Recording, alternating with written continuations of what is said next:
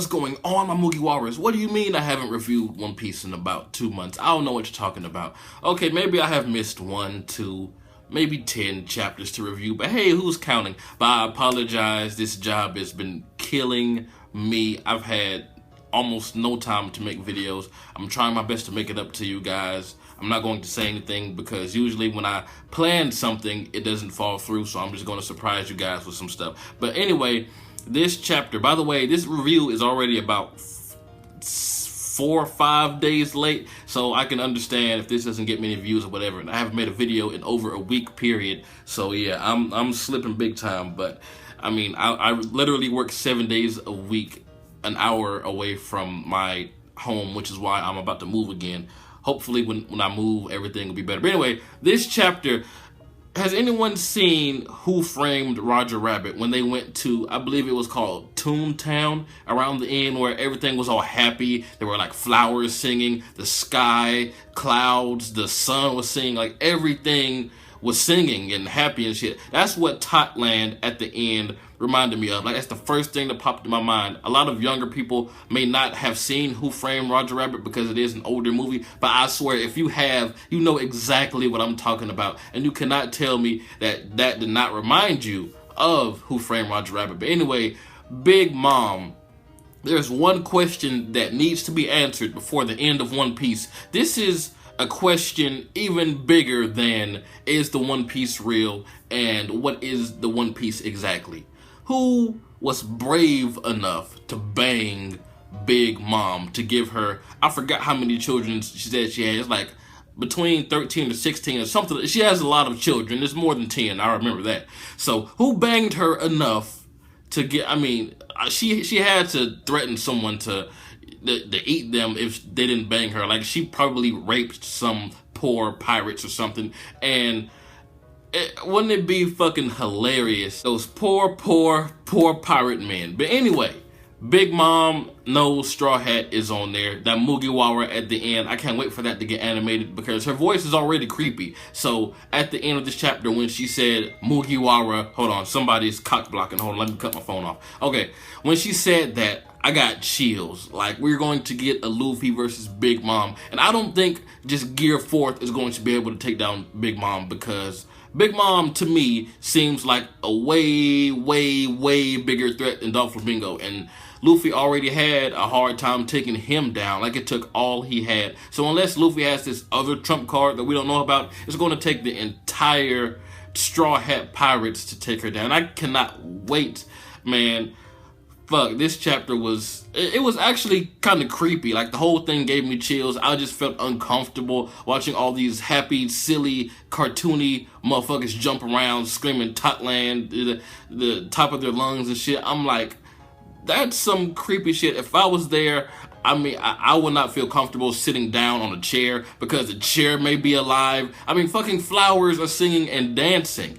Are you serious? I would find the darkest corner and just sit there and just pray that Luffy comes to save me, because I swear, if I walk into a field and a flower looks up at me and says, hello, I am going to flip my shit. I'm going to rip that motherfucker out the ground. I'm going to go psycho. I'm going to bite his fucking head off. I'm going to do all that. Okay, let me calm down. But that city made of chocolate, I'm not going to lie. I would have did exactly what Luffy and Chopper did. You know, fuck the law. I would have eaten up everything because I love chocolate. I love milk chocolate, which is probably why it's taking a lot longer for me to lose as much weight as I want, because chocolate is just so awesome.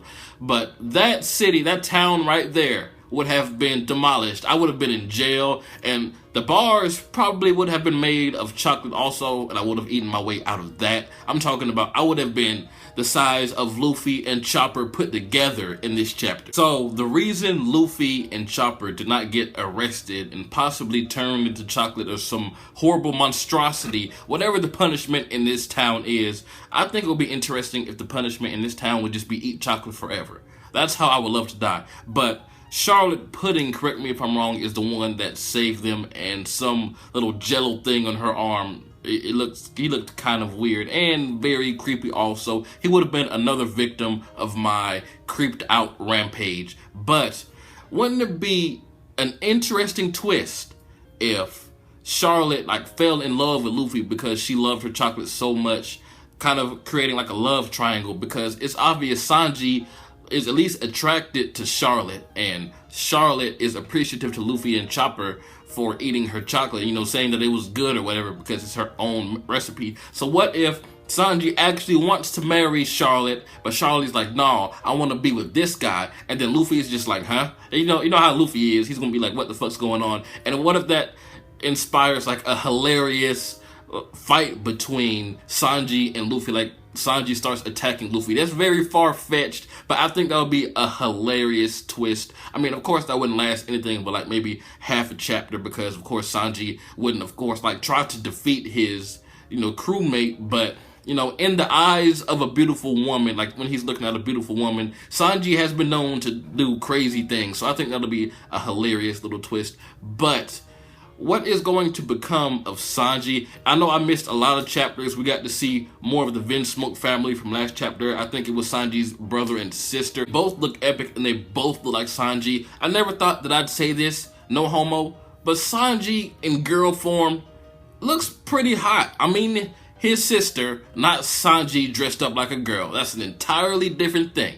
So don't quote JB on that. I probably should have said that a little bit better. But yeah, this chapter got me hyped because at the end, Big Mom already knows that Luffy is in her domain. So we're about to get a confrontation. I can't wait to see what's going on with Kaido and the other half of the Straw Hats that are elsewhere. There's going to be a lot going on in this arc, and I apologize it took me so long to get back on top of it, but I'm going to cut this review short because it's already a few days late.